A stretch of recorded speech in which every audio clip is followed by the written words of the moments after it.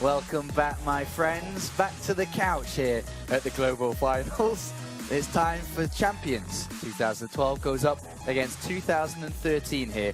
And joining me on couch for this one is the same team as before. It is TLO in control and my good Frenchman, Todd. Hello, mate. Not friend. My good Frenchman, not friend? No, Frenchman. What was that? You're my friend, Todd. I view you as a friend. What? What's wrong with being my good Frenchman? Wow, okay. You're my good Let's French move friend. on. You're my good French friend. He'll see Todd. you in Heroes of the Storm as well. And if you would play it, he would beat you. He plays it. I told you. 150 games already. Oh, really? I have played 150 games of it now. Making Okay. fun of I'm me. getting In close. total or in a week? In total. Oh, in total. In total. No, in a week. I'm getting closer to Todd's 5,000. It's a lot of games. But this PvP, Really? it is a lot. 4 or 5K. No. Less, around 3K. No, don't you put it No, lower really. than I think that's it is. impressive. A And you and PvP Claire's that make we a hell all of could a be team. excited for, Todd. I mean, PartinG versus sOs is, for a Protoss player, it's almost a dream come true to see these two go up against each other. It's definitely a little bit of a dream. At the same time, though, Not a dream. I don't want to go reality. full TLO here. I don't want to disagree with myself, but at the same time, you know, like stylistically, there's definitely things that could make this match a very quick one. We've seen SOS before in important matches. Yeah. Intel Extreme Masters World Championship, $100,000 winner take all in the grand final, win very quickly. So I'm a little bit Well, worried. it was 4-2, wasn't it? Wasn't it 4-2, that one? Well, it was a pretty quick match with a lot of proxies. Yeah. is what I mean. Yes, it was. And Blink Now Stalkers. you remember. Yes. I mean, So sorry. I was, I'm just a little bit worried that we see another one of those. Yeah. I'm hoping for close games. I'm hoping for longer games, and yeah. I agree. Let's check in with the bracket now, as we do have this available for you. And because it is first place $100,000, the bracket would not be right if SOS wasn't in there. And the winner will go up against Rain, so another Protoss versus Protoss, guaranteeing 2 in the quarterfinals. But we've got a good set of players, 6 players left to play here today, TLO. Yep, and some of them are really looking forward to. Well, actually, Oh, all not of them. this one? You don't like this one? Oh, Are you not looking forward Are to you all not the looking games, at PartinG Tilo? versus SOS? Come on, Tilo. Well, I mean, Tilo, you're a generalist because it's PartinG Go to me and next, SOS, it's going to be awesome. But just kidding. I don't have so much to say about it, so I can't seem smart. And then I'm Oh, sad. wow. It doesn't matter what you say, you are smart. Well, just say something at least. Just okay. think with your... Thanks for the lessons in casting. You're welcome. It's not really casting, it's more about It's a talking. casting Yeah, couch. that's true. Okay, It's a misnomer, maybe. SOS though. Back to Todd, yeah. Going into this tournament, okay, so 2 years ago he won. But going into this one here, last year he was very close to qualifying, and then towards the end of the year chose not to attend, I think, the last tournament with which you could try and earn some points and qualify. This year he went to, I think it was DreamHack, and before that the MSI tournament right. where he won and scored a lot of points. That's the only reason why he was able to make sure that he was going to be able to attend here. So I made sure to ask him. Yep. I was like, did you regret last year not to try and qualify? He was like, oh yes. He's like, I'm not going to make the same mistake this year. Went to MSI, went to DreamHack, scored enough points here to make sure he was It's a going to hard-hitting attend. question. He's not messing around this Wow. time. He wants that title and he wants that money. Do you regret not making it to BlizzCon? Yes, I do. Yeah, I like it. I do want to say, though, so Todd was touching on, I think we actually kind of disrupted him, but stylistically, PartinG is kind of the crazy guy that definitely does obviously have refined build orders, but he'll do pretty, all over the place stuff. Yeah. SOS is like the architect. He's thought of Game 2, probably on some level Game 3 even, and he's got these builds that he's going to rotate through, and he's just a builder kind of guy. So I agree with Todd.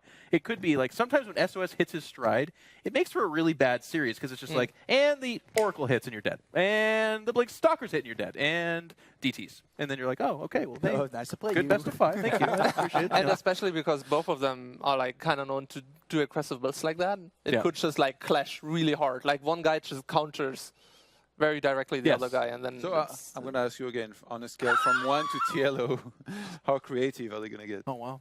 from 1 to TLO. Isn't it more 1 TLO to 10 TLOs? Yeah, Because like there's- what's one just step imagine before? the scale with all these 1 is the TLO heads lowest, going up. TLO is the highest. his scale would be like cats to TLO, right? Cats to TLO. from cats to TLO, it's gonna be a Totten. Oh, that's still on the low end of the spectrum. I think. So not creative at all. Yeah. But for both of them? Then who loses? Because Who loses? there's like only It's not one Todd. Well, I mean, historically, the guy that is closer to TLO loses, I guess. Well, I don't really know where this is going from here. So I didn't either. It got complicated there. Myself here. The symbolism got really weird. I didn't know where we were. There's Todd's here and TLOs. It was a little bit dangerous where we were going down there. But, you know, we've heard some of your thoughts. Now let's get some of the players' thoughts. Of course, this segue. PartinG and SOS have some words for you.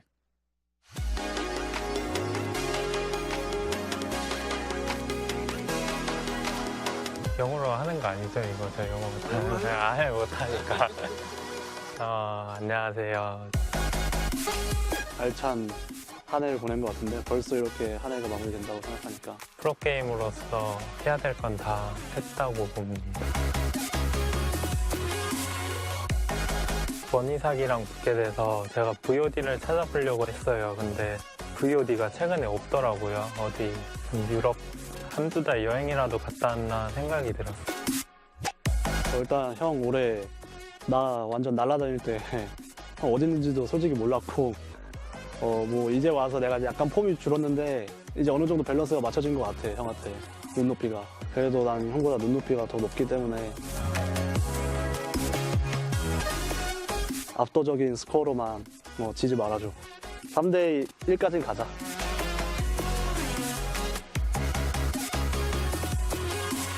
너는 블리즈컨 우승할 때 미국에서 했었냐?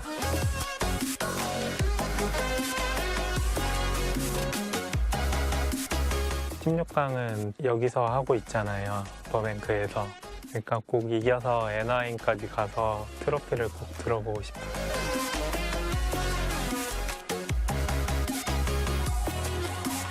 지금 나 장난 아니라고. 아무나 다 만나도 박살낼 수 있다. 좀 말이 많은 것 같은데 확실히 게임으로는 못 이길 것 같으니까 여기서라도 입으로라도 이겨. 근데 유진이 형, 형이 나 이길 수 있을까? Confidence is flowing for both of them, according to that video. Both very happy with who they've been drawn. And that's something that we talked about before going live, Todd, is that you thought that both sides would feel like that. Yeah, definitely. They have both of these players. They have always had a confident style. The thing is, though, I feel like SOS is a little bit more for real than PartinG, maybe in this case.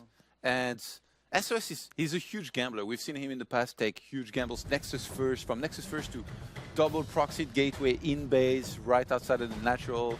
And I wouldn't be surprised if he was going to this match with one build picked per map and aims to win like this. Yeah. A gambler with perfect form seems unstoppable. When you run good, you run good. What does it even mean? I just like seeing Sean evolve even further into the host. Like, a gambler in perfect form. Is he or is he not the best on planet Earth? And we're like, Sean, no one's saying that. How do I follow that up? No, but I agree with Todd. He does probably have some kind of build, if not for each map, then maybe even the series itself. And I'm excited at the idea of some proxy gateways, some wild stuff. This is our first PvP. Oh, wow. Hey, cutie. Hey. Right back at you. But anecdotally, I want to talk about PartinG as well, because PartinG, I love in that interview that they kind of get the personality out of these guys. And PartinG first really, I don't want to say, oh, wow, there goes his face. And you're a cutie, too. I see you, buddy. All right, but way back in like China, BWI, the tournament where he faced my teammate Suppy, I remember he was just killing everybody with the immortal pushes in the PvZ matchup. And he actually dropped a map or two to Suppy, and then they asked him, they're like, how did you feel about that? And he's like, I was pissed off. This guy probably scouted out my builds, and he played dishonorably, and it really upset my gaming spirit. And then he went on to crush Suppy and most of the other people in the tournament. So it was actually kind of one of those like, oh, wow, this guy brings some angst and attitude to it. And he you know, you talk about maybe false confidence, sure, but I just like that he puts a little bit of spirit into his game. Yeah, it's really definitely. cool. He's probably the most emotional Korean player, and maybe even the most outgoing, even like in showing his emotion. Because in Korean culture, most people are taught not to necessarily show as much emotion in public. And PartinG is kind of the paradox in the StarCraft 2 scene there. And it's awesome because he's also so freaking good. Yeah, I mean, he's a super fun guy, but when he wants to get serious, he really does get serious. And if he wants to win a tournament, he'll go ahead and, you know, give it his very well best. Yeah, definitely. Talking to him a while back, he, much like many players here, except a very few ones, he told me that this was a very important for him tournament, and he was going to practice very hard for it. So now, How do you study SOS though? Like I said, like this guy's a big gambler. You know, I have a funny story actually. SOS, as soon as he arrived here, he asked me what the casino was. So I gave him the address. Of course he did. And he texted, buddy. That's when you get really meta on him. he texted me past midnight and he was like, this casino has no roulette. So I was like, oh, I apologized to him. I was like, oh, sorry, like I didn't know, you know, I only play poker personally. And he was like, don't worry, I'll play Baccarat. Like I'm already playing Baccarat. Because you were worried, right? You were just up at night like, oh, God, no. Yeah, I was like, No, I heard that's that poor why guy, you he went get there it for in. nothing because he's pretty far. So would And- you say that's the perfect PvP preparation then? Yeah. He already like He's in the mindset. prepared exactly I mean, what they need to do. how can you That's probably predict- where he picked his builds How at the can you table. predict what the series is going to look like? I feel A it's slugfest, Apollo. a slugfest. That's Don't it, vote the Todd way said. Todd did. It's pretty All right, much let's look my at the strategy. predictions that we took then, at least. I mean, it's hard to know exactly how this is going to play out because of these two players. But we've gone for, well, I've gone for with Nathanius PartinG, and everyone else has gone for SOS. Interesting. I feel a little bit nervous now because Nathanius has some weird... He's got some weird Magic 8-Ball stuff going on back there where he's like transcended himself and is making correct predictions. And there you are next to him. Why have you chosen SOS? What is it Okay, so yeah, that's- my why reasoning is for he gonna SOS win? is I actually really like him as an architect for a prepared match. I feel like even though PartinG has moved back to Korea and is performing very well, and of course he too is good in prepared matches, I give the edge to SOS. Also, maybe more importantly, there's $100,000 to the first place prize. SOS is known to actually only win those tournaments. So there's all kinds of impetus going there, and it's a PvP, and we've seen SOS claim it in PvPs in particular as well. As of late, both at MSI and DreamHack, he played very impressively as well. He's definitely got some good momentum riding and PartinG. He was earlier in the year where I think he was putting up some really good performances. As of late, maybe not as much. You know, he talked a little bit about some potential retirement. No, he's coming back a little bit more in full force. I spoke with him. He's like, maybe I won't retire just yet. I think he's starting to realize that what he's got going for him in StarCraft is really good, but I feel like SOS, he's just got that extra thing that's going to allow him to do well here. He strikes me as a little bit more disciplined player, and especially with that forbidden fruit of the Legacy of the Void tree hanging over the players right now, that might give him the edge as well. Fruit of the I just like to hear him talk. tree. I just like to hear him talk. It's beautiful. So creative. All right. Thank you very much, gentlemen. It's always a pleasure to hear what you've got to say, and we'll be having more from you a little bit later on. But do remember to check in with social media. It's always, of course, #WCS. Give us your tweets and give us your thoughts. But now it's time to head over to the commentary team as the 2012 champion goes up against the 2013 one.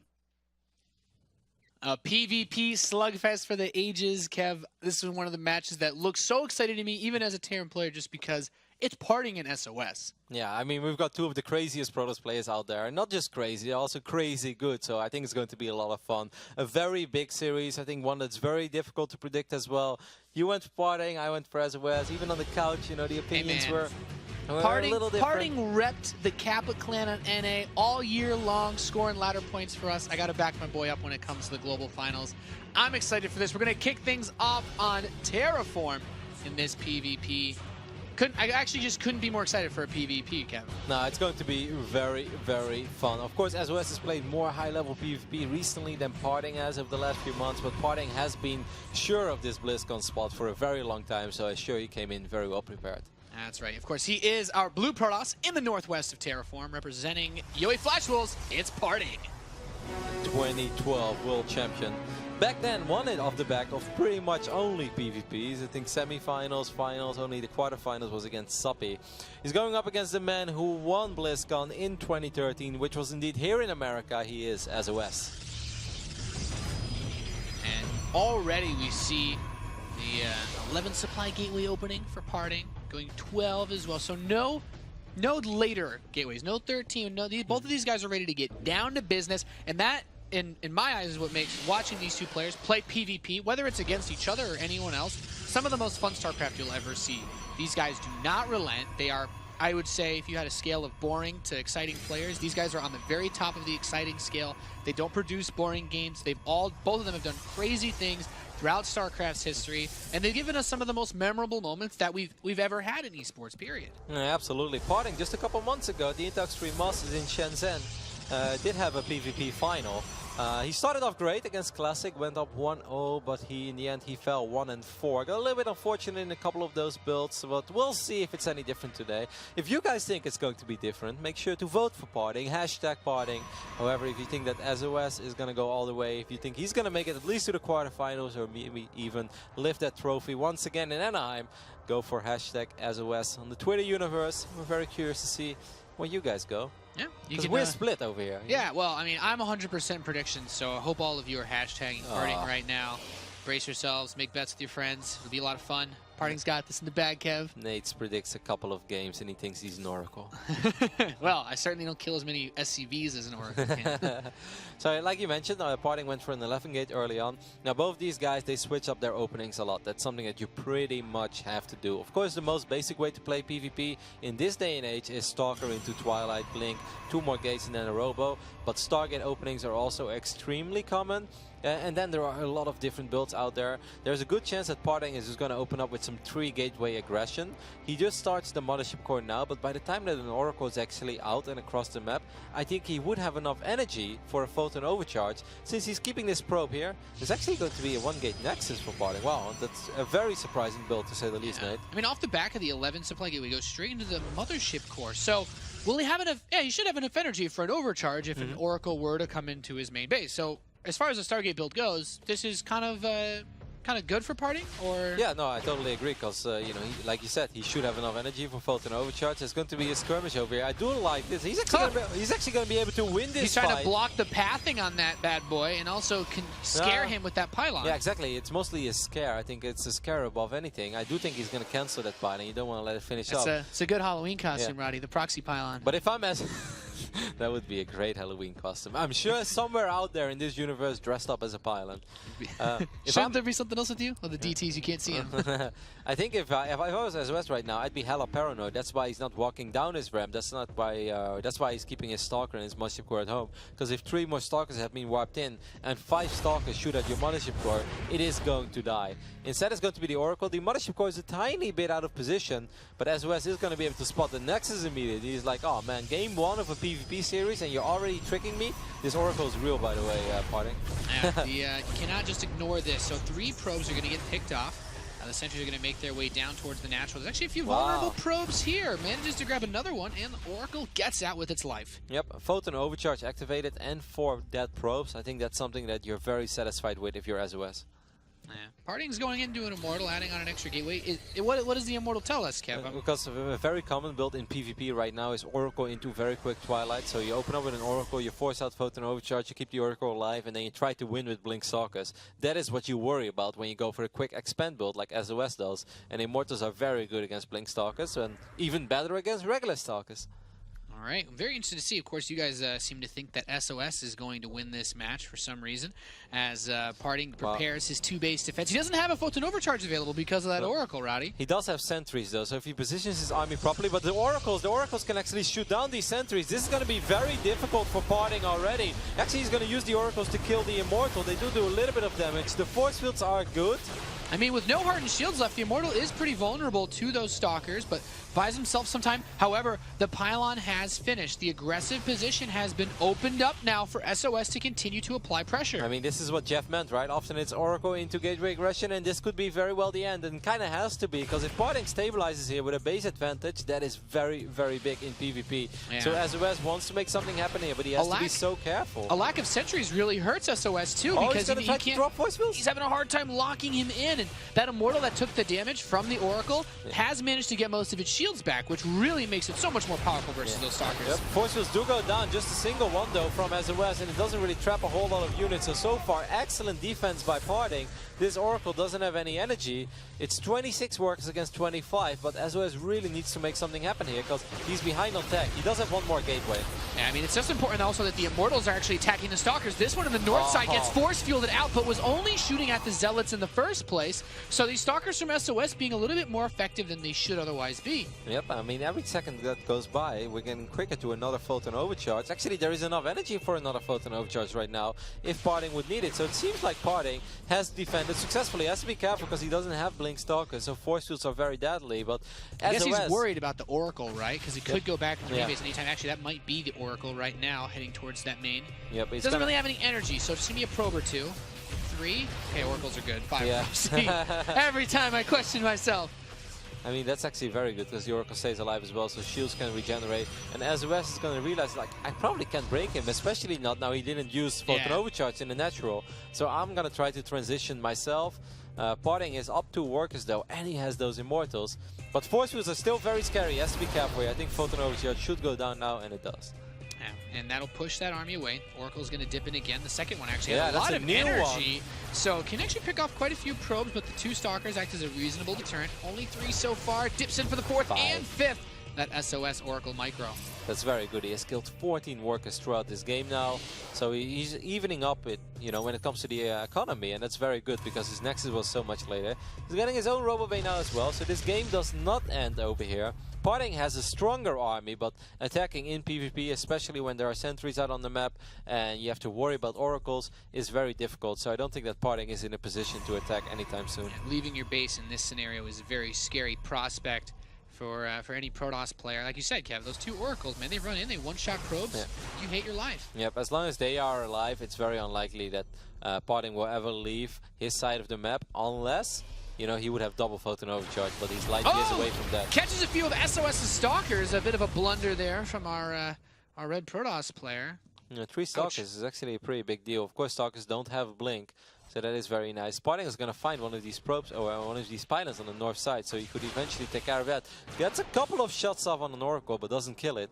Yeah, it seems like he sees this opportunity to put this little bit of pressure back. Yeah, SOS is going up to Colossus very quickly. That's something that sometimes could be risky, but I think he's still confident enough in A, his ability to defend with force fields and Photon Overcharge, and B, he still has the Oracles. Yeah, Oracles are headed over to that natural mineral line. 3 Stalkers here to defend. Just kills 2 probes. Not much being done there. Yeah, I mean, he's doing such a good job though, making sure they stay even in the worker department. Yeah, PartinG Stalker sees that little move out from SOS. Not a very scary force, of course. Losing all those Stalkers earlier really gets rid of the range in that army. PartinG did drop a Forge, but he doesn't have a RoboBay yet, so I'm starting to have the idea that PartinG maybe wants to go for a big 2-base attack. Even though he's sending out the probe right now, which is giving me the idea that he wants to go up to 3 bases. He starts the 3rd. Yeah, I mean, I like this, don't get me wrong, but I'm just surprised that he doesn't have a RoboBay yet. Yeah, it's a bit risky tech-wise. He doesn't have too many options. Those Oracles will pick off that Stalker that was chewing away on the pylon. And SOS, man, despite the fact that this army isn't the most mobile ever, he has the sentries. There's a lot of choke points on Terraform, and he's just being out on the map. No, he's been very active. This is very unusual for a PvP to just run around with zealots and sentries that much. Normally you want to be very risky. Look how late that RoboBay is, and if SOS can spot this, I really think that sets up a great attack opportunity for SOS. He could go up to 3 bases, but he doesn't have to. If I was SOS right now, just Chrono Boost out 4 Colossus, make charge, and, you know, count profit. Go ham. For sure. The Observer sees those Oracles swinging back towards the north side, but that army is headed towards south. Such a paltry army. Yeah, I think he's going to try to snipe that Nexus. Now, this is not an army that has a ridiculously high damage output. Of course, if 7 Zealots are wrapped around it, you know, then it's decent. But other than that, you know, he doesn't have those hard-hitting units in here like those Immortals. Yeah, he's done a really good job of keeping those Oracles pushed back, but also great job from SOS keeping the Oracles alive. And now he's going to move in on that 3rd base. I don't like this that much because there's a lot of Blink Stalkers. If he blinks forward and he kills the Mothership Core, which is what I would do, and PartinG is going to shoot. He scores, gets it, and now the army of SOS cannot retreat. Throws down the force fields, but you said it, Kev, those Stalkers can continue to advance. There's such little ranged army here. PartinG's going to mop up everything SOS has. Big mistake there by SOS. An excellent play, of course, by PartinG. He's immediately realizing that, okay, I should kill this Mothership Core, then I can kill all these units. He's getting all these sentries. That this Colossus has to run as well. Back up, big boy. Oh my god, SOS just lost so many units, and that's why it's so unusual to be that active with Zealots and Sentries, because they're slow units. Stalkers are way faster, and if I'm PartinG right now, I suicide blink just forward, wait for the rest of my army, and then just blink in, kill the Colossus, and go for it. Couple forces do go down. Hey, gets the first Colossus. Those Zealots do get a good amount of damage done, but here come the Anchor Immortals to push in, and with these bad boys and no more force fields available, should be able to crack in here and knock down possibly this base in the game. Backing up towards the third base, this Oracle, the last one, will finally die, so now PartinG can bring everything across the map if he so chooses. I mean, 59 of 60, 56 army supply, there we go, for PartinG against 31 for sOs. There's almost nothing you can do anymore. What an unfortunate moment for sOs to try to snipe that Nexus. It was very risky, and he had decent vision with his oracles and stuff, so I'm surprised he made that mistake, but PartinG just did everything right. Really good game by PartinG, man. Excellent game number 1. Yeah, he's really took it to him in this map, and some of these Zealots actually managed to come out and catch the Stalker. The Immortals are going to take the scenic route over the north side of the map, but at this point, is the economic advantage too big? Does PartinG just max out and kill him, or is he looking for different timing? It's not just the economic advantage, it's also the fact that he killed one of those Colossus. You know, the one thing that sOs really had going for himself is that he had much quicker access to Colossus. You know, he could have had 3 Colossus when his opponent had 1, and Immortals are great, but they're only great if you actually have Colossus on your own. If you didn't, well, then it's going to be difficult. So now I think it's going to be very, very hard for sOs to find something in this game that he can work with. I don't really know. I think he's going to go for a big 2-base push, you know, charge, Archon, Colossus, but I think PartinG just killed way too many units without really losing anything for this to be very difficult for him to stop. Yeah, and one Colossus just gets caught out here. The Stalkers managed to find it and could actually kill it. Blinks forward, is going to grab it, trades the Stalkers out. I guess he realizes, or maybe he suspects that the Stalkers just aren't as useful. Getting that Colossus, is it worth it for him? Yeah, well, I agree. Of course, he lost a bunch of Stalkers there, but still completely worth it. sOs is super all-in. Oh, he's really committed. He finds one more. Well, if it wasn't worth it before, it's super worth it right now. What a disaster game for sOs. This is actually like, this is almost a double victory in game number 1 over here for PartinG. It's all these small things that are going so well for him. And for sOs, it's going to be very tricky. He's going to blink now behind enemy lines as well. He can start, you know, maybe forcing defensive warplanes, maybe pick up a couple of probes. I'm not sure where the Mothership Core is. It's probably with the army. So yeah, he's just going to try to shove it into this third base, and honestly, I don't see how it's going to work. There's so much here for PartinG, and of course he has that defensive position, that extra economy to reinforce. It's gonna be a hell of a time here for sOs as the Zealots get time warp. The army is now pushing in for PartinG, and GG is called. Game number 1 goes to the Yowie Flashwolves Protoss. A very cool game number 1, Nate. If you ask me, I think a very high-level PvP. Early on, that double Oracle opening into that 3-gate pressure against the 1-gate fast expand from PartinG, that is so difficult to hold if your name is PartinG. Like, you're gonna have to be so careful with your photon overcharges. He did use one, so he didn't have one in the natural, but he did so much with so little. And I think this is a key moment. I really think he should go for the sentries here. Oracles kill sentries in no time. Instead, he goes for the Immortal, does 150 damage, and it survives. I think that is a crucial mistake, and needless to say, later on when he tried to snipe the Nexus and lost his entire army, well, that was a game-ending mistake. Yeah, having those 2 Immortals for the follow-up push forces sOs to take that expansion. As you already pointed out, the Immortal count was great, but really it also comes down to that push on the third base that sOs tried to make. And then PartinG, in perfect position, catches him, and I guess he just didn't expect him to have Blink, because that's just suicide. I mean, Blink just finished up as well. Blink only finished up a couple seconds before that, and I can't really blame sOs for that. The only thing I think you can say is, like, when you see this many Stalkers, you should kind of know that it's very likely my opponent has Blink, otherwise he's not going to make this amount of Stalkers, right? Sometimes as a Protoss you may skip Blink and go into charge immediately because you feel that the phase of the game where Blink Stalkers are very effective has passed, but you know, PartinG didn't feel like it. And I think when you play against Oracles, it's always nice to have Blink, because if you don't, well, Oracles are going to survive forever. Yeah. Just 2 very big mistakes there by sOs. I mean, let's not forget, Oracles, they do extra damage to light units. Like, that's why they kill Workers so quick, right? Right. So they would have killed those 3 sentries early on extremely quick, which would have made it so hard for PartinG to stabilize. And there's, you know, doing damage to an Immortal but not killing it. You can't really afford to make mistakes like that in PvP. Somehow, some way, he still put himself in a good position, but then this happened, and well, that was a catastrophe. Yeah, tough start to the series here for sOs, as not able to capitalize on that early push, the potential that Oracle gave him as well. And we are now loading in to game number 2. We're going to play this one out on Moonlight Madness. We have seen some crazy shenanigans here Which one of these two players can bring it out on top, though? Is PartinG going to secure a 2-0 lead, or is sOs going to bring us back to parity? I definitely think it's a map where PartinG has a lot more experience on than sOs. This is not a map that's extremely popular in Korea, and PartinG has traveled a little more. But, you know, sOs did make it out to MSI, did make it out to a DreamHack as well, so he's obviously not unfamiliar with the map, but I think that PartinG has played a few more games on it. Yeah, it's time to find out who's going to bring this one back in. We're loaded in to Moonlight Madness. And in the top right position, we have our blue Protoss player, currently up 1-0 and representing Yoey Flash Wolves. He's PartinG. The world champ of 2012, so far edging out the world champ of 2013. That is this man, spawning in the left bottom side, of course, representing Jin Green Wings. It is sOs.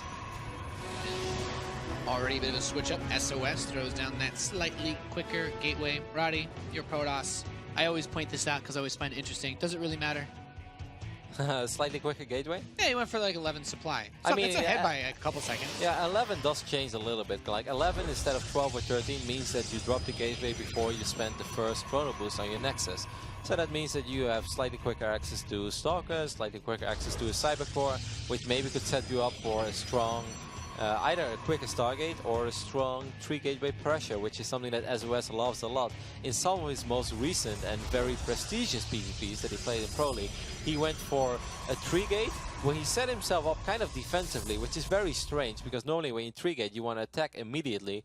And then he actually just attacked a little bit later when his opponents didn't expect it anymore. This is going to be very different for sOs, however. I think he's going to proxy a Stargate because this probe, you know, normally you don't go over here. So this is going to be the absolute quickest. Okay, so he's using it to, Stargate. he's used that faster gateway to bounce straight away into a little bit of a quicker Stargate so he can put this pressure on against PartinG. Yeah, but this scout is very big for PartinG. This scout is actually going to see everything. No Mothership Core on the way yet, no Stalker. I mean, even if he had a Zealot, that probe is still going to see it. And if you're PartinG right now, obviously you'll be looking for a second pylon, you know, or a unit that's being chrono boosted.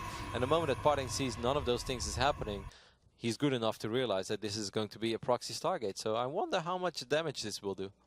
It's going to be very interesting to see. Warp Gate starts up for both players. PartinG is opening up with the Sentry, so not necessarily ideal versus an Oracle. That Zealot is being chronoed with Warp Gate. Does that tell him perhaps something misleading about what he's opening with? Yeah, a little bit. That's kind of smart, but he just spent 2 chrono boosts. But it could be, again, Oracle into 3 gate, you know. I do not... Ooh, a Stargate is going to be answered from PartinG. But that's kind of weird, because I think sOs's Oracle is going to arrive before that Stargate is done, or it's going to be pretty much spot on. So then they both might make Phoenixes. I mean, PartinG is definitely going to make Phoenixes. He's not going to make an Oracle, at least. Yeah. I would find it very, very, very strange if he makes an Oracle. But I think if sOs sees this in time, he can start Phoenix production before PartinG can, which then would be very good for sOs. And I'm not entirely sure what to make of this, to be honest. You guys seem to be a little bit more even now. Oh, wow. Nathan picks PartinG. PartinG wins the first map. Suddenly we got a bunch of bandwagoners. I think it has more to do with the fact that PartinG is up 1-0, Nate. But probably seeing people as Patriots fans, Roddy. Yeah. All right, well, here is that Oracle and that Phoenix. Actually, PartinG is opening up with an Oracle, which is just bizarre to me. So maybe that Chrono Boost really confused him. Stalkers are out of position. I'm not sure where the Mothership Core is. He cancels his Oracle. Now he goes Phoenixes, so he really didn't know, Nate. That's just bizarre, to be honest. He grabs a couple more probes on his way start. out. Oh, it survives. So it's going to be able to bait him away, run around a little bit more. That follow-up Phoenix is coming from sOs. Yeah, you saw sOs, by the way. Did he made a Phoenix. Yeah, sOs made a Phoenix. He thought about it, and he's like, nah, you know what? I did great over here. Let's just go into Twilight. Let's just go into Blink Stalkers. And I think I'm going to be able to put myself in a very good position from there. It could be Blink Stalkers aggression, could also be Expand. I think both is actually more than fine. Oh, did sOs just see? Yeah, he just saw that Phoenix fly across the map. PartinG going for multiple Phoenixes. Ooh, oh my god, it's like sOs knows. He just moved it. Ninja Oracle comes in, grabs another 2 probes, and the Phoenix will finally kill it, but... If I'm PartinG, I'm so mad right now. That's a Jimmy Rustler for sure. And this Phoenix taking a lot of damage as well, even some real HP damage, which is going to make it harder and harder to pick up Phoenixes later. Or excuse me, Stalkers. The Robo is so late. I really think that sOs can just Chrono Boost out Blink and go for it, man. Enjoy the party. Yeah, it's certainly going to be a difficult thing to deal with. I don't know on this map especially how, without a ramp into a natural, SOS can hope to, or excuse me, PartinG can hope to expand behind this against Blink? You're not going to expand. I mean, expanding is the last thing he's worried about right now. He only has 21 workers, and he knows he's playing. Okay, that is a good move there. These Phoenixes will delay the potential expand from SOS for a little bit, but SOS is probably just going to be more mad about this, and he's going to blink. And again, even if there's a single Immortal out there, I still think he can easily blink forward, just blink on top of the Immortal, snipe it, and go for it. There's an offensive pylon going down, Nate, right outside of the natural of PartinG, and I'm not sure how he's supposed to stop this. SOS is building a robo, and I find that kind of interesting. I wonder what kind of a robo this is. Is this a robo that I am afraid that maybe I cannot win the game over here? Or is this a robot that says, I'm so far ahead, I just want to make sure I don't lose to DTs, even though that is extremely unlikely right now? And that's a pretty interesting question. The first force field gets dropped trying to stop any type of push. What does he do? Does he try to just come in here and somehow focus? I don't know. He doesn't have any air vision, so the force field should be able to buy him time. He has a mothership core, but he decided not to bring it. So he's going to go via the back door. Actually, that gives PartinG a lot of time to get his Immortal count up, which is good news for him, because if you get 2-3 Immortals, then of course Blinkstalkers become a whole lot less scary. Gets the probe as well. I think SOS is so sad right now he's not there anymore with the rest of his army. Because if he was there, he would have blinked forward, he would have blinked on top of the Immortal, and the Immortal would have died immediately. This is a tough spot to be in. What does he do to actually get vision to move up here? Runs these two to the front and try to use that? This is so gutsy. He's wasting a lot of time. I don't know how this is supposed to work. He has to get his Stalkers up, blink one across to get vision for the rest of the Stalkers to blink up, or run an Observer all the way across the map. The Phoenixes are soon coming home as well. The Phoenixes have killed 4 probes, by the way. Pretty damn effective in slowing SOS down. So SOS is going to... So is he going to try to just bait him out? And I guess the idea is contain, and then once he steps down the ramp, he can blink into the main using the Observer and those Stalkers in the back. Yeah, he's going to contain for now. He's like, okay, you've got him. Well, I would like to see him just bring his entire army here. I think that's a better choice. Yeah, pretty gutsy. He's going to open up these back rocks. Maybe he wants to expand there. Still a bit of a dicey position to be in. Yeah, this is very risky though, because we've seen world-class pros players throw it in scenarios like this. Even Trap very recently in a very important game where he could have contained his opponent, and then eventually, you know, it slipped down the ramp. Because it's very easy to mess up with a bunch of Stalkers because they die so quickly. Little champ Phoenixes. Yeah, those Phoenixes got a lot of kills. They're going absolutely ham right now. Might even soon have enough energy for another lift there. Pick up a 4th probe. 8 kills, by the way, on those Phoenixes. Oh, good snipe there on the sentry. Even gets... Well, that one's got full energy. Gotta be careful. Almost got the second. Even though I think PartinG is very happy that it turned into the game that it currently is. He's getting a Prism, so he is a little bit worried about being contained. It's just so funny, because both of these players are always so good in these scrappy scenarios, and now you have them pitted against each other in the Thunderdome, and we get insane games like this. Is he going to get it? Oh, it's so close. Yeah, he's going to get the Mothership Core. Why didn't he use Photon Overcharge? He must have just barely not had enough energy. I don't know. He may have lost it, but he would have at least been able to kill both Phoenixes and never have to worry about those again. Oh! No, a misclick there. One of those Stalkers not able to escape. But at the same time, he did run down the ramp. There's enough energy for another force field. Oh, he blinked straight up with the observer vision, too. And he knew that the units from PartinG were way out of position because he saw them on the other side. Now he drops another force field, keeping those units out. Very sick play over here by SOS, who's controlling basically 2 armies at the same time. Yeah, some high-level StarCraft taking place here. He sees these 3 Stalkers. Don't blink up there. Those 2 Immortals are going to make life pretty difficult. He's got a Colossus on the way. Yeah, but I mean, this army, he could actually blink forward and blink on top of those Immortals. Immortals are amazing against Blink Stalkers, but not if there are no Zealots or a Sentry in the mix. Yeah, this is really tricky because I'm really curious to see it. Okay, so he wants to use the Warp Prism to help Micro keep these units alive, which I do like, but that Warp Prism is already very low on hit points. This is so dangerous. Yeah, there's one Colossus in the mix. Oh, the Stalkers come in from the back on that one base economy is just getting ravaged of PartinG. Yep, so now that all that SOS has to do is defend one time. He did rebuild his Mothership Core. He probably doesn't have energy. Well, he almost has energy for Photon Overcharge. He's going to be more than fine. This was a phenomenal game by SOS. Yeah. He could have ended it quicker, I think, if he would have taken maybe a little bit more risk, but he's like, nah, I don't need to take risk, I'm SOS. Wow, so PartinG loses every single probe that he has at home. And this big push-up is just going to jump right on top of the army. He says with the Fortune Overcharge, he has enough to break him. He kills the Colossus, the Immortals as well. GG, SOS ties the series 1-1. Yeah, got a little fortunate there that PartinG misread his build early on. I think PartinG could have dealt with the first Oracle a lot quicker. I have no idea how that happened there, because he had a perfect scout. He didn't see a second pylon.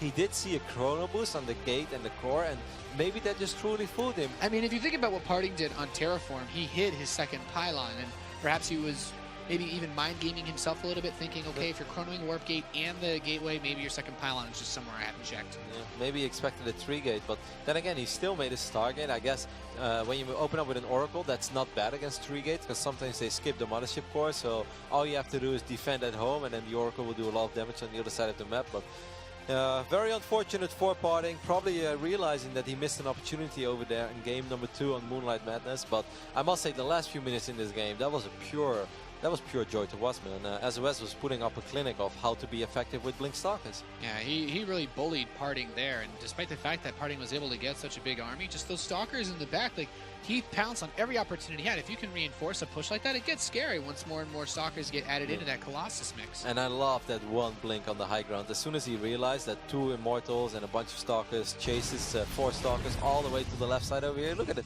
It's a magnet. Like, it's just like, oh, your Stalkers are over here? Cool. Well, that means that you don't really have a whole lot anymore near your main. And the Observer can see up this ramp too, so he knows, like, oh, that Immortal's all alone.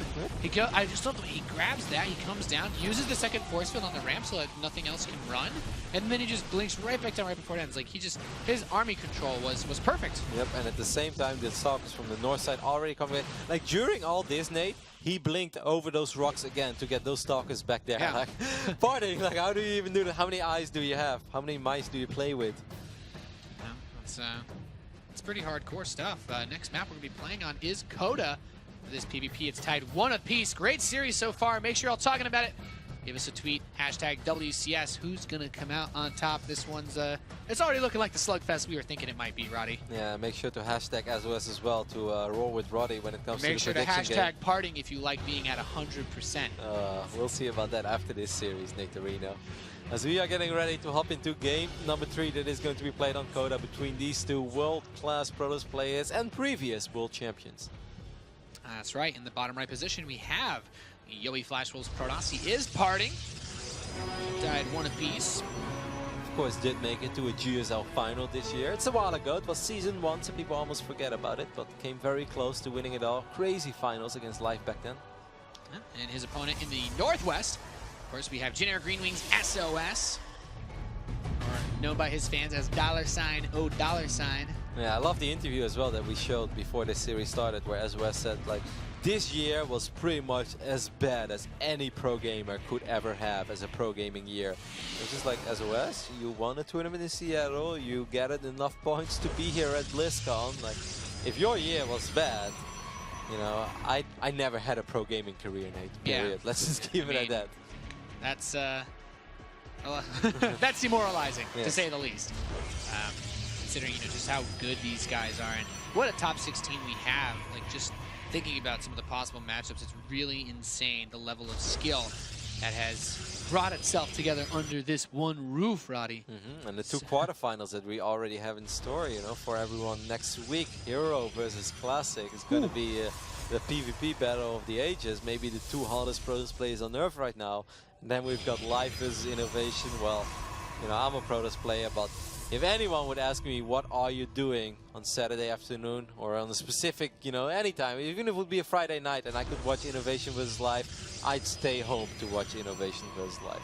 Yeah. StarCraft doesn't get much better than that. No, you're going to see the top level for sure, and that's what this is all about here at the World Championship Series. It's been a phenomenal day so far, you know, in the kicking off our grand finals, basically.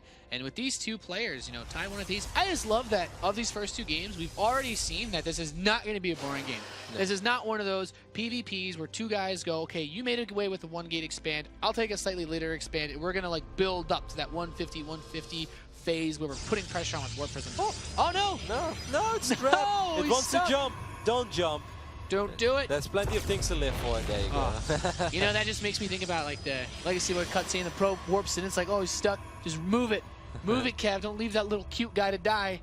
It's kind of funny to see how neither player has scouted, not even a tiny bit, PartinG playing against sOs, the man most known for proxies, he didn't even check the corners of his main base. sOs didn't scout either. He did start a Zealot that he then cancelled. So that's kind of like, you know, half-half. I don't want to scout, but at least I have a Zealot on the way in case I do get cheesed, and most of the time this Zealot should be enough to eventually defend. PartinG gets the first shot off over there, so if I was sOs, I'd start running. Yeah, PartinG shot first. Got to be careful, SOS. Don't want to lose that Stalker in the early phase of the game. This Mothership core extends itself a bit. And look at that, PartinG going for the Dark Shrine. It's going to be hard for sOs to scout that or identify. He doesn't have a sentry, and I think that sOs is opening up with Blink Stalker, so I'm not sure. Normally you don't get a robotic facility extremely quick with this build. You get it. What's this? Right up here, you might see this pylon that's warping in the northeast side. Does the probe spot it? He sees the other probe. He sees the probe, yeah, but he didn't see the pylon. That's a really important tell. No robo just yet. Dark Shrine halfway done, so the clock is definitely ticking for sOs. You're gonna have to get a robo with this 100 gas that you're banking right now. If you watch in one more Stalker nade, it's gonna be very tricky. Most of the time though, these guys are so good and they'll make sure that they don't die due to these, but it happens to any one of us. Okay, there we do see the robo.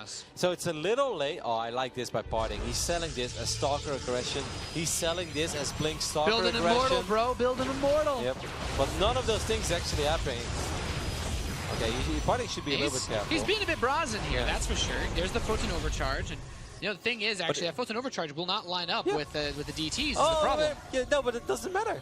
I actually think that he's going to get DTs in this early enough, and I think he could potentially unpower the robo. 2 Dark Templars have been walked in. 2 DTs are all you need to kill it. Yep, he's going to go for the robotics facility, and I think sOs has no idea that this is happening. Let's look at the DTs. Okay, they're sneaking in the probes. The probes are trying to hold position on top of the DTs. They're trying to block him, but one DT makes it. He's so close. He's on top of it. Second DT shows up. He should be able to kill it. Yeah, there should be nothing he can do. He needs to warp in a sentry.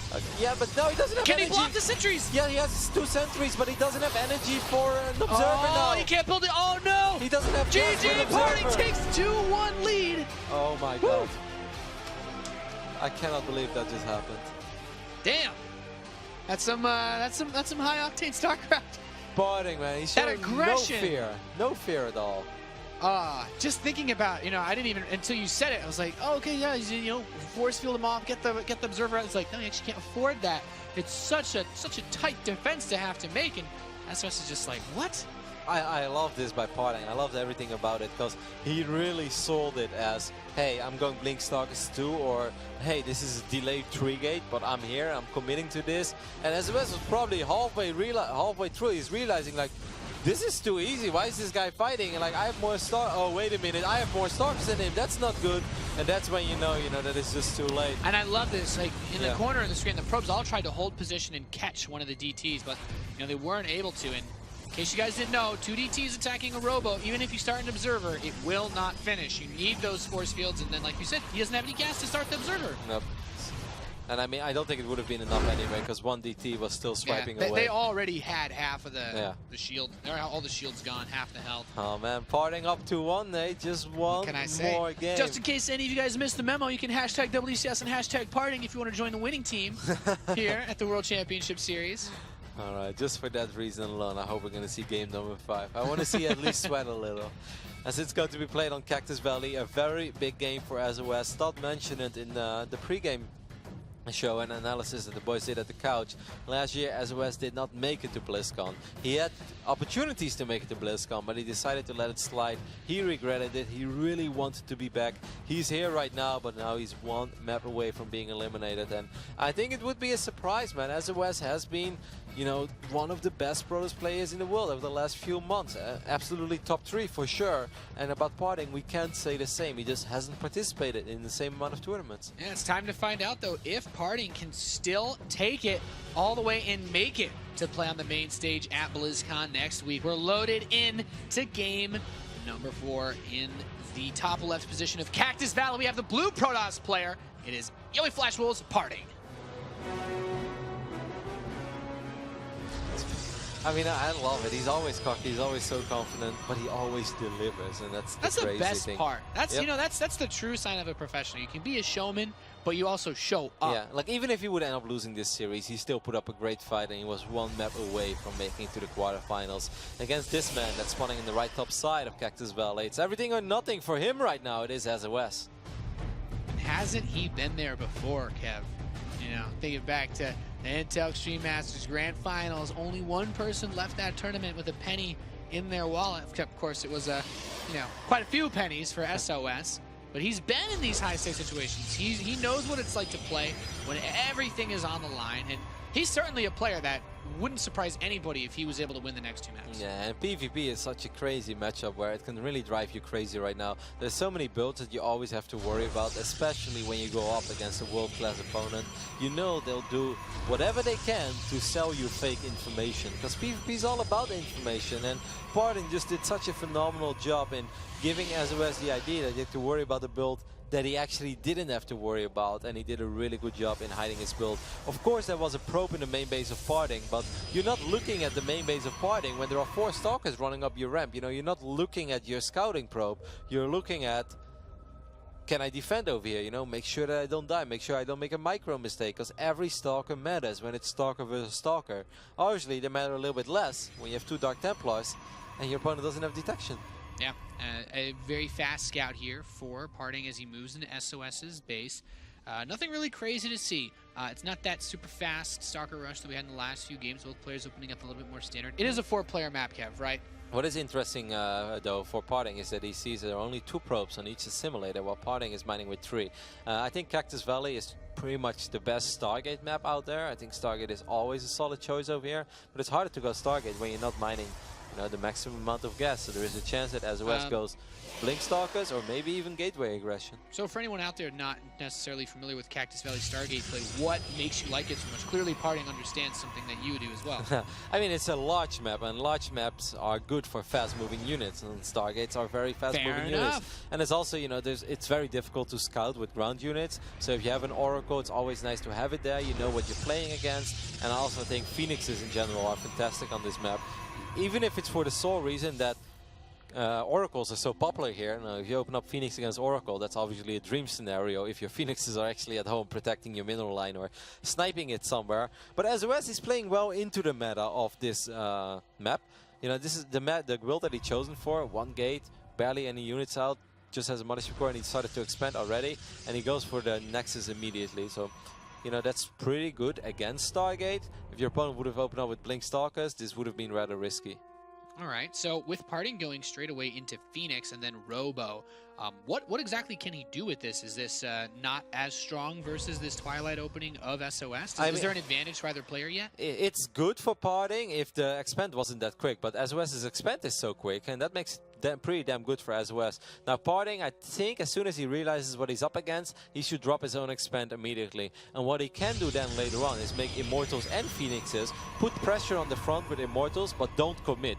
Just keep it there to make sure that SOS keeps his units towards on the low ground in the natural, and then the Phoenixes can fly into the main base and pick off probes and even the game up economically. Because I don't think you can go for a 1 base all-in over here if you're PartinG, because you spend too many resources on infrastructure. Stargate expensive, Phoenix expensive, Robo expensive. So I would just expand if I was PartinG as quick as possible. I think that's understandable. He's really trying to chew away at the shields, and that Mothership Core really wants to keep it weak in case an opportunity pops up. And look at that Chrono into the Immortal. You think he's still going to expand, or...? I think expanding is the best choice, but if he wants to go... I think he has a probe there. Yeah, I think what he maybe was hoping for is to force out a very early photon overcharge in the main base. He's getting his own Mothership Core, now he's expanding. Okay. So I think what he was maybe looking for, Nate, is forcing out either an early photon overcharge in the main or killing the Mothership Core. If either of those 2 things happen, then of course he could attack, because he doesn't have to worry about a photon overcharge. And then Phoenix Immortal is actually extremely good against Blink Stalkers, but SOS kept his calm, kept his composure, didn't drop an early photon overcharge, and PartinG is like, oh, alright, I guess what do I do with these Phoenix? Yeah, I guess I'll expand. But he can still do the thing that I previously mentioned. Build up an army. PartinG is taking the lead. Oh, wow. Bandwagoners. Yeah. But PartinG can still, even this game up economically. What he has to do is, like I said, present a threat with his main army, towards the natural of SOS. Show that you're there and don't commit, and then eventually, you know, just pick up as many probes as possible. Yeah, this is actually a pretty nice move. And it grabs almost all the probes in the natural. Might lose one Phoenix, it looks like, possibly two if he sticks around here too long. Wow, he gets one more probe though. Wow. Just killed 7 workers. Didn't even need his main arm. Gets to 2 kill. exit frags and boosts out of there. Not bad. And is actually economically ahead right now, and his Nexus just finished up. Well then, PartinG looking sharp, Kev. Yeah, but he did end up losing one of his Phoenixes, so yeah, he just spent all of the energy as well. And army-wise, you know, it's not very impressive at what PartinG is currently working with. So is this attack from SOS? Does he have to do damage with this? No, it's pretty even. I don't think he has to. He might try to kill a Phoenix, but no, I don't think there's a huge commitment in this. They're even in workers. SOS has Blink, which is excellent map control. Of course, Phoenixes give you a little bit of map presence, but I still like Blink over here. I think SOS is fine, and he should just get his own robo units out. Yeah, I guess in this point you'd rather fight the Protoss in the choke point so that he doesn't have the full arc to use his Stalkers, and at the same time that Guardian Shield really helps defensively speaking, but Blink's solid so far, loses at least a Stalker though. Yep. I don't think that SOS should be pushing the issue too hard over here. PartinG is going to send his Phoenixes back, as SOS does drop his Forge, so he's ready to continue with this game. Was probably just hoping to find an opening. It's very nice to kill that one Phoenix, because obviously one Phoenix cannot kill anything by itself, so you never have to worry about the tag team of 2 Phoenixes anymore. Because sometimes it's very annoying, you know, there are 2 Phoenixes low on HP, and you're not worried about them, but, you know, they're idle for a couple minutes, they show up, both have 200 energy, and they kill 7 or 8 probes. Oh, one of those Stalkers gets caught at the very end. Nice force field catch there with PartinG. But that will never happen when there's only 1 Phoenix left, so Yeah, that one Phoenix kill, very good worth point. it. This Phoenix, they work best in pairs, Kev. They only work in pairs, pretty much. They're pretty harmless by themselves. They can only tickle a mothership core or maybe snipe an observer. But The Phoenix Observer unit composition is not something we've seen too much of. Robobay going down for PartinG already. I like that. Luis, he's pretty exposed here with his Immortals. And forward Blink by SOS. Very risky. Gets 1 Immortal. Should get the second one. If he gets Immortal number 3 as well, there are no reinforcements here for PartinG. That was a very good trade for SOS. I do like it. He lost a bunch of Stalkers, but reducing the Immortal count from that's 4 big. to 1. Yeah, he can no longer one-shot those Stalkers, and that really allows the Blinks to trade even more effectively than before. Yep. This is pretty much what you hope for as SOS, because at a certain point you do want to do something with all your Blink Stalkers. He goes for a Stalker there. I kind of thought that he maybe could have gone for another Immortal. Maybe not to kill it, but do some real HP damage. And we have a Colossus on the way. We do need to get range as well. SOS starts up a Warp Prism. What do you feel about the status of this game? I'm not quite sure who to pick as far as who's ahead. Yeah, PartinG has slightly more army, and he's quicker on the Colossus, so most people say a lot of gateways go down, by the way, on both sides. I think PartinG, you know, army-wise, he's a little bit ahead, but I think SOS, you know, has all the pieces that he needs to make sure that this game is still going to be even and he can drag this game out. So I think it's actually that even though they're working with different units and different unit strengths, unit compositions for this phase in the game, and the tech is a tiny bit different, I think it's that even. All right. Well, the first Colossus is out for PartinG. Now he has range on the way and +1 attack. That lack of Blink, though, makes it very difficult to chase or do anything against SOS's Stalkers. Yeah, that's why I like SOS's position just as much as like PartinG. PartinG has a better army, he has quicker Colossus, but SOS has an upgrade advantage and he has a mobility advantage, and you know that pretty much evens things out. Yeah, so at this point, what does he want to do the most? Just hold this third base, not take damage from harass, and press that army advantage that he has? That's definitely what PartinG wants to do. Ends up losing that last Phoenix. SOS needs to identify that this base is actually going down as quick as possible, because he has no idea about it. He's going to see the army. Okay, he's going to see the base now. That's very important. He's going to blink forward. Careful. Oh, catches 2 Stalkers. Not bad. What is in that prism? War Prism tried to... I guess it was going to go for a Zella drop, but it tried to save the Stalkers. Well, failed. So then this is kind of tricky now, because SOS suddenly realized, like, hey, what the hell? You know, you're going up to 3 bases already? That's interesting. He's warping in a lot of Zealots, Nate, but... Is he really going to try to crack PartinG open here? The charge is halfway done for SOS. I find it very risky to do this on 2 bases. Most of the time when games are that even and you attack 2 bases into 3, you end up losing. But and SOS doesn't have range for his Colossi yet, so making a push really soon would be dangerous. I think it's going for +2. By the time his range is done and his Archons are out, or his charge, or his +2, that third base can already be mining. Yep, it's 7 gateways against 6, so he has a minor advantage in that department. He's going to try, of course, to spread PartinG out. If you have 3 bases, you have 3 locations to worry about. Oh, that's actually kind of nice. He forced out Photon Overcharge immediately and keeps all the units alive. I think sOs is happy with that. When did, does PartinG know that sOs is still on 2 bases? This is very important information, and I don't think he knows about it, Nate. I actually think that PartinG is under the impression that sOs is going up to 3 bases as well.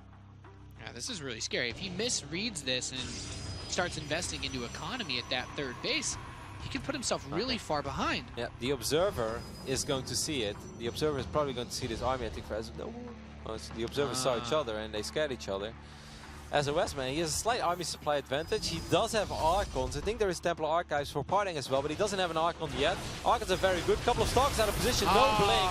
I mean, 4 Stalkers, it looks like a big deal, but it's not the end of the world. At least PartinG should know right now. All alarm bells should have just gone off. Like, oh my god, this guy is about to pretty much attack me. Yeah, it looks like he wants to try to time warp the Colossi. And how many times have we seen a PvP 1 on that move alone? Moves back to Mothership Core. Needs to get the Photon Overcharge as well if he wants to do that. I felt that sOs could have blinked to the left side and maybe killed that Mothership Core. Photon Overcharge goes down in base number 3. Another Colossus does pop out for PartinG. He has a massive number 5 Colossi here to defend this 3rd base. Yeah. Although more Colossus from sOs comes in on the right side, it's going to be free. God. That is a very big mistake for sOs, losing 1 Colossus in this phase of the game. And if he doesn't kill this 3rd base, oh no. That could be it. Losing that 1 Colossus there is so deadly. PartinG feeling very confident now. 5 Colossus against 2, and my opponent is Zealot heavy. Hell yeah, I want to take that fight. That's what PartinG is thinking right now. And his Archons are melting those Zealots, and once the Immortals can start firing on those Colossi of his opponent, he should be good to go. He's going to have to back up though towards that Nexus. He is taking some shots. The Zealot Warping from the behind actually doing quite a bit of damage as well. 4 Colossi still alive though. sOs is trying to make it work. The Stalker's flipping to the right side. There's 2 Colossi versus 2. He's on the 3rd base. War Prism continuing to reinforce. sOs has more reinforcements. He still has more Zealots left as well. He's going to take care of his base. I guess there was not enough gateway stuff in the mix for PartinG there. He had the stronger units, but he didn't have enough Zealots on its own. sOs had reinforcements coming in. Oh my god, I think sOs was under the impression he was pretty much dead, and he suddenly turns it around. 2 Colossus against 5, and sOs turns it around. I mean, with the Archons in here, the Zealot Warpins aren't going to be enough. He starts his own 3rd base. Still the Mothership Core could drop a time warp. That's exactly what he does. And he's just going to clean up the rest of this army. The Stalkers with the Colossus backbone should actually be enough to make it happen. The Photon Cannon in the natural is actually helping out quite a bit, though. Very dicey position, but sOs has the 3rd on the way. Yeah, certainly. sOs lost a lot of Zealots there, though, Nate. I think he lost the time warp. Did he even lose the Mothership Core? Yeah, I guess he lost that one as well. Oh, God. sOs got to be a little bit careful now. You know, you killed that base. Technically, you don't have to push anymore. Yeah, this has been nuts. So PartinG starts a pylon in the southeast position, so he's getting ready Tables to possibly are hit that 3rd. You go up to 3 bases, and I'm going to attack you. I can't handle this, Kev. This game has just gotten so insane. It's so funny, guys, because I could see Nate's eyes like just sprinkle off. He's like, yeah, PartinG. And then suddenly the look on his face like, sOs is winning this? Ah, man. Attacking up ramps, even with Colossi, is still risky business. It's crazy. And let's not forget about this Warp Prism that is still around for sOs. It's very important. That's precious cargo you got inside over there. Go! Man, the Stalkers actually see it, so he might be able to pick this off. Getting rid of this Warp Prism really gets him a lot of breathing room. He nabs it just barely. Oh, I mean, he gets a Stalker, maybe 2, but that's 600 resources down the drain in a game that's pretty damn even.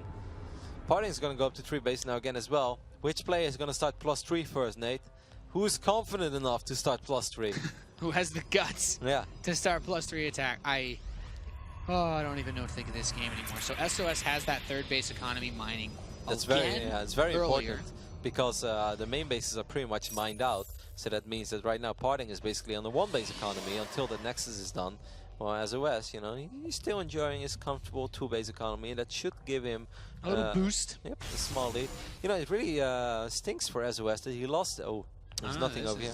Wow, this could do well for him. Quick reaction. But it really stinks that he lost that Warp Prism, because now you got, if you want to attack, you gotta wait until Pylon finishes up. Before you just had that Prism, and Prisms are also very good in big fights because you can fly the Prism behind the army. We've seen it so many times. You just float that Warp Prism onto the Colossi and Warp Zealots onto them. Yep, or like a little bit behind them, I think is even better, and spread them out. So that's not going to be the case. Those Zealots did still manage to kill 6 workers. I have no idea how that happened. With that attack upgrade, I guess they're two-shotting the probes now, so they are getting quite a bit of work done, aggressively speaking. SOS is very eager to be aggressive, but it's 97 army supply against 93, so I think twice about it. I guess a big Zealot warp in, lost a few more workers. Recalls back to deal with that Zealot warp in. That buys PartinG a little bit more time here as he's got his third base up and running. Clears out that Zealot. Does not want to lose anything. Taking the gases, too. He's going to get a warp prison. Maybe keep Dark Knight. So, can we look at the power units here? How many Archons, Colossi? 5 on each side for Colossi, and a 7th extra Archon for SOS. Yeah. SOS is also building another Colossus instead of that War Prism that PartinG's getting. Yeah, I think SOS should really stop on the Archons now. I think 7 Archons is pretty much what You're like one-shotting Zealots at that point.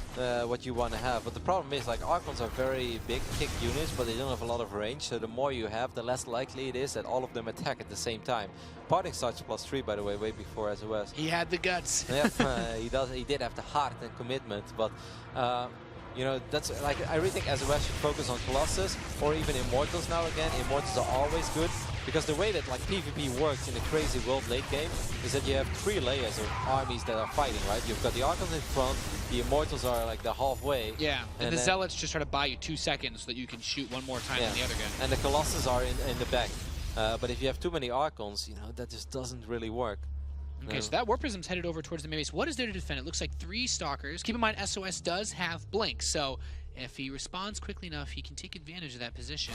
Armies are still dancing in the middle. Gotta be careful. Colossi step forward. Time warps can go down. Be still, my beating heart. I mean, PartinG is pretty damn Archon heavy as well. SOS is on 9 Archons now. 4 Zealots being dropped out via Stonks. We're a little bit out of position. It's a big weapon. Oh, he focuses the War Prism with the cannons. So good. Yep, very, very clutch move there. That's a clutch decision by SOS. If all those Zealots finish, then this third base gets wrecked. He forces another recall, loses his time warps. SOS, I mean, he's really looking for an opening. He never started +3, Nate, so he says, all right, I gotta make this happen real soon. He's pretty much maxed out. That's when you want to fight. Part of his army is on the right side. It's such a risky move as well, but I think it's going to work out perfectly fine for him because PartinG doesn't know about this. Observers see each other. PartinG is going to see a little bit of feedback on the Mothership Core is massive here, by the way. And he needs to be very careful. If I'm so SOS he catches here, the glimpse. He catches the glimpse. Here comes the big push. The Colossi spread a very nice arc for PartinG, but will the right side damage be too much? 2 of the Colossi shooting gateways.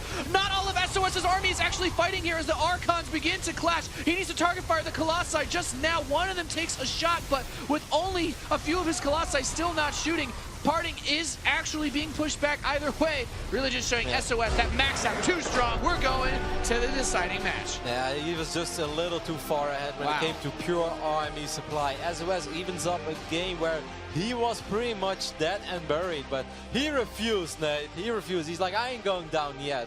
Yeah, like in the true spirit of Halloween, he did crawl out of his grave, Roddy. Yes, and I want to give a shout out as well in the end to that timing. Now, I don't want to say that he did that intentionally or that he was aware of it, but somehow, some way, that final fight starts 8 seconds before +3 is ready for PartinG, you know? So by the time that it's ready, most of his important units have died. We can take a look at a couple of the key highlights of this game with the Windows 10 DVR.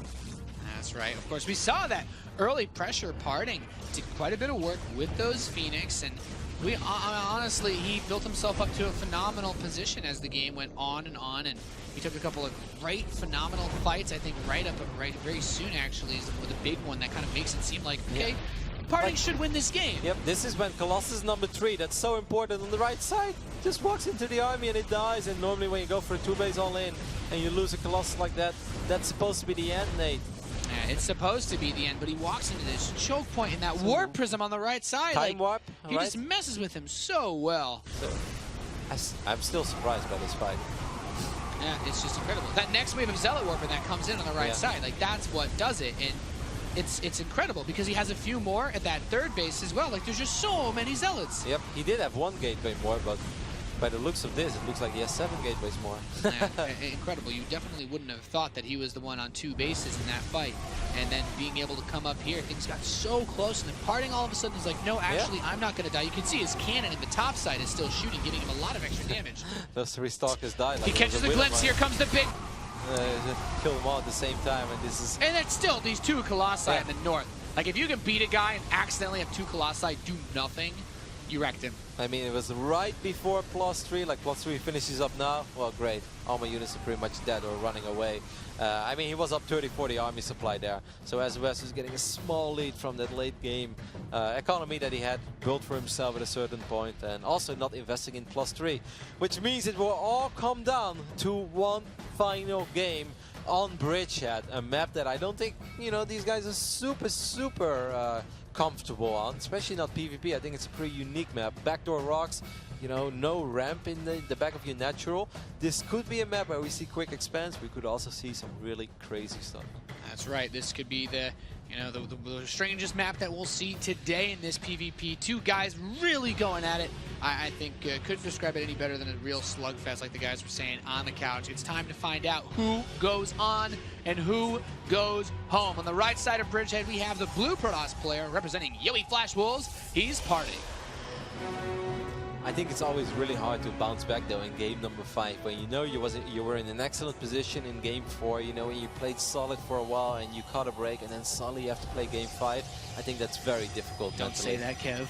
Don't do it to me. I gotta believe, man. PartinG. His opponent, of course, on the left side, the red Protoss from Jin Air Green Wings, he's sOs.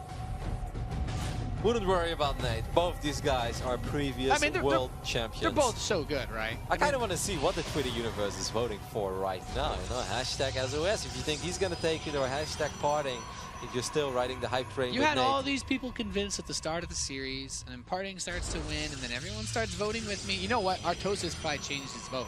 He's trying to curse me, but the Nathanias blessing is too strong. I still believe. The Nathanias blessing. You copied that from me. Well, I mean, if you call it that, yeah, I'll take it. It used to be it was an 11-gate opening for sOs. That's why he has slightly quicker access to the Cybercore. Could be very quick blink, could be Stargate, but you know, Stargate is obviously never bad in PvP, but I think this is a better blink stalker map because you can blink over those backdoor rocks. The rocks, yeah, and then there is no ramp walking into the main base or natural, so I really like blink play on this map. Could be very quick 3-gateway aggression. That's something that we sometimes see. sOs has used a lot of 3-gateway aggression into a late robo lately, so there is a chance he busts out that build. Is that a Guava? Yeah. Well, I mean, I guess he could always break the rocks later, right? If he wants to leave his base. Yeah, it is Stargate. Very quick Stargate. So with this, so if he can't run any units into his base early on, then I guess this opens him up for a better blocking of the scout, but also just a way of not needing to build early defensive units. I mean, this probe's not going to kill the Cybercore. Yep, and you can drop the absolute quickest possible Stargate without any way of your opponent seeing it, unless he decides to fly his Mothership Core across the map, but that would Which is pretty risky. Yeah, and that would be great news for you, because then he has to use recall, or he's going to have to stay there. Is he going to do it? No. Is he actually going to go all? I mean, if an Oracle flies straight from sOs's base to PartinG's, and PartinG doesn't get a second soccer, this could be a Rectorino moment. Stargate. I do think it's an Oracle opening for sOs. It makes no sense to... Wow, it's Phoenix actually. How does he know? That's so good. What is he, because he know, what is he, just imagine the Mothership Core's coming across the map? Did he see it leave? Yeah, I mean, I do think his probe saw it, but going for Phoenix, I mean... it's a free Mothership Core if he finds it. Yep, he's not going to have enough energy for recall, that's correct. He's not going to find it, but what he will find is a Stargate on the other side of the map, which means, you know, Phoenix against Phoenix, this Stargate of PartinG is going to be borderline useless unless he pulls a rabbit out of his head.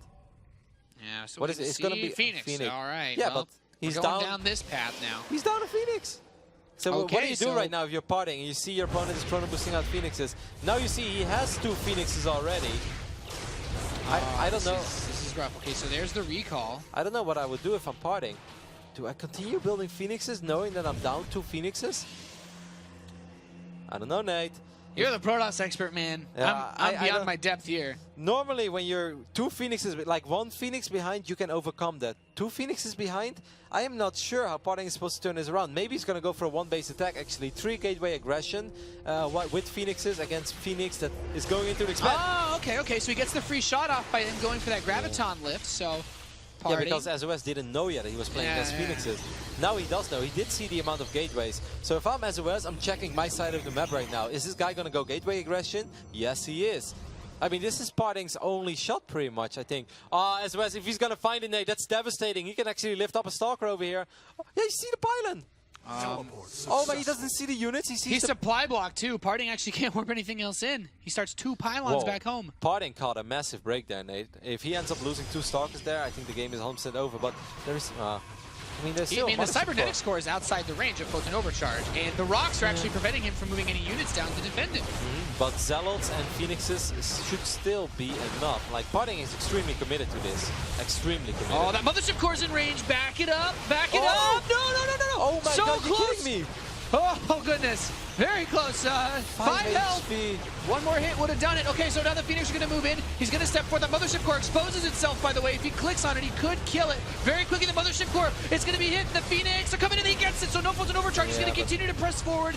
But the Stalker Warp in for SOS is going to help a bit, too. Yeah, I mean, he's going to win this Phoenix war. Take care of the Phoenixes of PartinG as quick as possible. One more Phoenix does fly in. It's, oh my god, 2 Phoenixes survive, and only 2 Stalkers are left for PartinG. I think SOS has done it, Nate. Yeah, looks like SOS should be able to march his way across the map and just take it.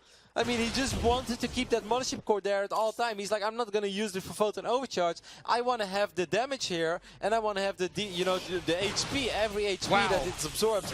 It's worth it. SOS ahead in Phoenixes. PartinG brought his Phoenixes very late, by the way. So what do? I mean, both players are going to try to expand, and then SOS is just going to crush his skull in once he has enough forces. I mean, you're not going to give up. I think what you're hoping for right now for PartinG is that your opponent overextends with Phoenixes. You can kill 2 of them because they were so low on HP. There was 1 Phoenix of PartinG that could have one-shotted those 2 other Phoenixes, but it focused on the Phoenix with HP, and then 3 Phoenixes survived, which is so massive. Photon Overcharge goes down. He did see the Stargate there, and he saw it was being chrono boosted, so SOS is like, okay, cool. Let's do Phoenix versus Phoenix all over again. And Nate, I have played thousands and thousands of Phoenix versus Phoenix games, and whenever I win the first Phoenix fight, I pretty much win. The only time it ever didn't happen was against Whiterun, but that's just because Whiterun's a legend. Yeah, well. I won 3 Phoenix fights and then lost against Whiterun's carriers. That's just because he's Whiterun. He's pretty good at those target bats. So he tries to catch the reinforcement Phoenix, which I do like, and all of a sudden we've got ourselves a very scary battle in the skies. Yeah, it's a good move, but now his Phoenixes are trapped. Like, these Phoenixes are going to have to turn around eventually, so now it's already a 1-for-1 trade. Oh, that could have gone worse. He ends up trading 1-for-1. This is still really, this is still pretty scary. Yeah, SOS is getting his second Stargate now. Well, he's really doubling down on this then. Oh, goodness. He could lift up the sentry there, but it's very risky to use lifts while there are Phoenixes around, because Phoenixes kill other Phoenixes quicker than anything else. Guardian Shield being used. Nice. Wow, 2-for-1 trade. PartinG refused to give up, but he's down 8 workers, though, Nate. Yeah, PartinG's taking a trip to Value Town, but is he going to pick up what he needs? That's the ultimate question. Value Town? Yeah, Value Town. Oh, Value Town. Yeah. Okay. Cost effectiveness, man. Yeah, I know what Value Town is. It's a poker term, don't worry. I see. Well, the second target is going to finish off. So even though when he picks off a Phoenix, he trades 2-for-1. It's a great trade indeed. Excellent value, as you like to say, Nate. But the problem is, his opponent has 2 Stargates and is severely outmining him. Yeah, he needs to make something happen here. And these 4 Phoenix are going to move in. They could go for it, but then there's no escape because the defensive Phoenix are going to be here. I don't know why PartinG is being so ambitious with his Phoenixes. He's down in Phoenixes and he's on the other side of the map. He's going to end up losing all these Phoenixes. Oh my god, the Phoenix control from SOS was ridiculous there as well. He was going to win that fight regardless, don't get me wrong, but he saved the maximum amount of Phoenix. He's doing it again. It's a bug. This Phoenix control is insane, actually. He's got so many weakened ones with missing health. There's the Photon Overcharge. Grabs another. Will escape. And he can actually pick up these 2 Stalkers as well. He's going to kill this one, too. SOS playing out of his mind right now. That is insane. PartinG is just... he's got to be like, he can lift up these Stalkers. Yeah. PartinG has no army anymore. It's 32 army supply against 10. SOS in this battle of world champions was so close to being defeated in game number 4. But he turned it around, Nate. I was so close to being undefeated in the prediction game, Kev. I know, that's all that's on your mind right now. I think you're getting carried away a little, Nate. Just having a bit of top banter, lad. Yeah. But I don't know how PartinG is supposed to survive. Now, the Phoenix is just going to come in and ravage him. Yep, Fleet Beacon on the way as well. PartinG is going to try to get a second Stargate, but he knows, Nate. He knows he lost way too many Phoenixes to turn this party around. He can just step forward and kill all of this. He's like realizing, oh yeah, actually you can just lift this all up. We don't have any energy here. Let's just kill that. that. I mean, he could just park out top of the Stargate if he wanted to. He could build a almost- Nexus outside his base if he wanted could to. almost lift up every unit now as well. As soon as the shields regenerate, he can just hover above the army of Parting, and he can lift up every single unit one by one. And I can tell you, killing Overlords is satisfying, but having a PvP where you just hover in the guy's main base and you kill every unit that he wipes in. This hardly seems fair. It is not fair. This is like when that guy just cloaks and you don't have anything to kill him with in TVT. God, this is painful. Yeah, Parting is going to try it one more time. sOs is going to make 2 Void Rays because he's realizing that his opponent is chrono boosting warp gates, which means he's probably going to go for a final ultimate desperation stalker attack. And well, if you have the money for 2 Void Rays, you may as well. Yeah, I think that's more than reasonable. I mean, he has enough Phoenix to pretty much pick up every unit here and then some. And that's exactly what's going to happen, Nate. It's a lift party. Hey man, I guess he gets, free flight at the end. GG, sOs eliminates Parting and advances on to the round of 8 after a pretty wild chase of a PvP series. sOs showing why he plays so well at these big tournaments. Why we call him the $100,000 man, or sOs. $O. Hell of a series though. Really, really fun PvP series. Got a feel for Parting. He was so close, especially that game number 4. I looked at that fight, Nate, and most of the time whenever we cast a fight, and then we're like, okay, I know where that went wrong. I'm still surprised by the outcome of game number 4, but maybe we can hear from the man himself as he's with Chobra right now. 2 legendary Protoss players came into this round of 16, but it was sOs who came out on top and said, BlizzCon is somewhere I belong, winning 3-2, but it was a close game. So, first of all, let's talk about just a matchup player to player. You had to play against Parting, and there's always a lot of talk around Parting. Is he doing well these days? How is he doing? He's got a bit of a legendary status around himself. Were you worried at all about Parting's condition and how good he might be playing right now coming into opening week? 저희 그럼 이번 경기에서 원희삭 선수 상대로 이제 경기를 치르게 됐는데 원희삭 선수는 뭐 어느 대회를 가도 항상 그 주위에서 이제 커뮤니티에서 얘기가 많아요. 요즘 컨디션은 어떤가? 최근에 뭐 많은 대회를 이겼었나? 그런 얘기가 많았었는데 이번에 상대를 하기 전에 뭐 컨디션이 딱히 좋을 거라고 예상을 해서 뭐 걱정을 했다든지 아니면 뭐 어떻게 해도 나는 이길 수 있다 그런 자신감이 있었는지 궁금하네요. 우선 원희삭 선수가 항상 대회에서 잘하니까 요즘 좀 부진해도 전혀 만만하게 보지 않았고 그래서 힘들었던 것 같아요. 오늘 경기도. Well, Parting always plays well, regardless of what, how he's been feeling or what environment he's been practicing, and he's always still performed pretty well overall. So I never underestimated him, and if you look at the score, I think that's why I had some trouble getting through this game. Of course, as the commentator said, sOs, you always perform when it seems to matter, especially with that prize pool. What is it about that? 그럼 저희가 이제 그 역사적으로 봐도 김유진 선수가 뭔가 이 상금이 좀 많은 대회라든지 그러면 컨디션이 굉장히 더 좋아지는 것 같아요. 항상 그런 대회에서 더 좋은 경기력을 보여주고 우승도 자주 했었고 그런 모습을 보여주셨는데 본인은 그거에 대해서 뭐 어떤 생각이 있으신가요? 딱히 그런 생각은 없었는데 뭔가 그런 말 들으니까 더 큰 대회에서 잘하고 싶어요.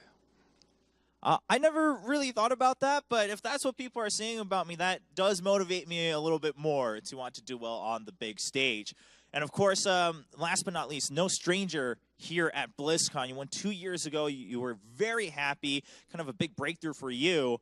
What would it mean to also end the Heart of the Swarm career with another BlizzCon win? 그럼 저희가 이제 2년 전에 블리즈컨에서 우승하셨었잖아요. 그러면 이번에가 이제 군단의 심장 마지막 또 블리즈컨 대회인데 여기서 우승을 한다면 얼만큼 큰 의미가 있을까요? 그래도 군단의 심장을 마지막을 장식하는 대회이기 때문에 어느 정도 군단의 심장에서 제가 여기 있었다라는 거를 보여줄 수 있는 것 같아요.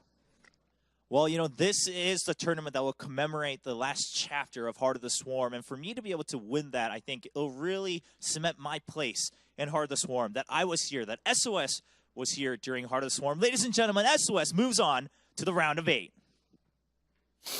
Indeed he does, Chobra, and it's now official. 2013 was a better year than 2012 as sOs, the champion of that year, moves through to the next round. And now we've got the 2 champions of 2014 and 2013 that may eventually meet in the grand finals if they continue to dominate through. But let's talk a little bit about that series, Todd.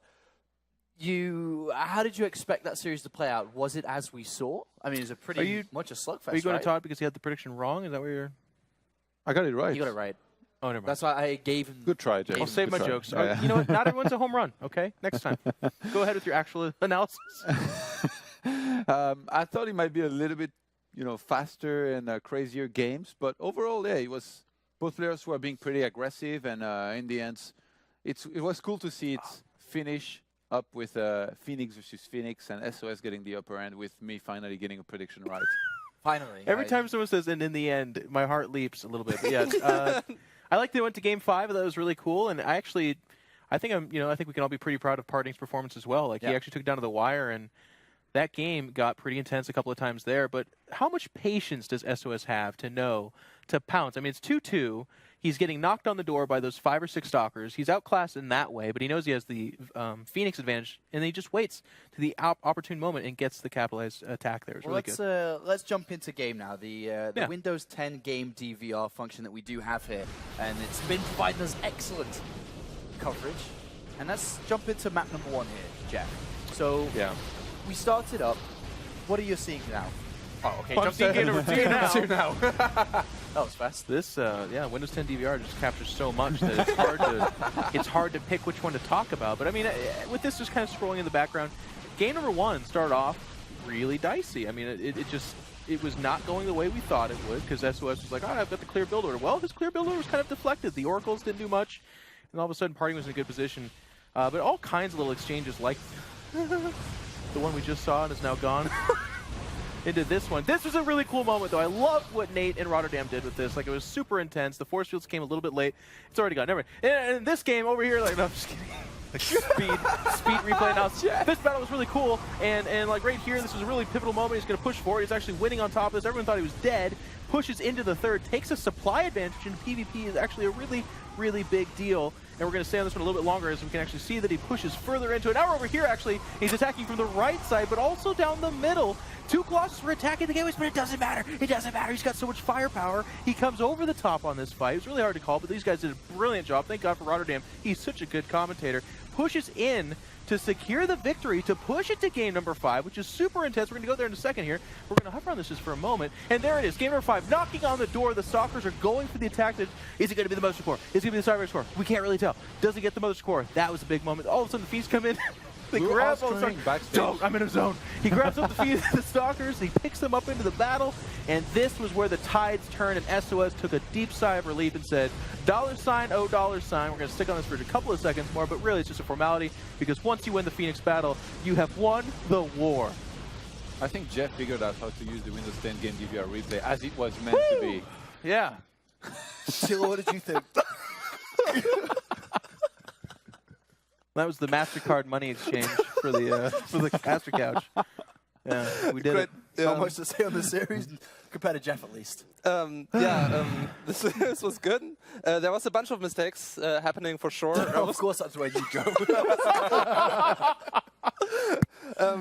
I mean, it all passed by pretty fast, but in the first series we had that Oracle opening by SOS, and he did have the build order advantage, as Todd was pointing out, but then he kind of targeted an Immortal instead of... That was a weird call. Are you supposed to either like that was the T-Mobile weird call of the game, actually.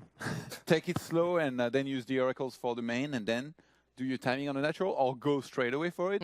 But now it was like he attacked, he did some damage with the Oracles on the Immortal, then pulled back and waited for the shields to regenerate. It's like, what are you doing?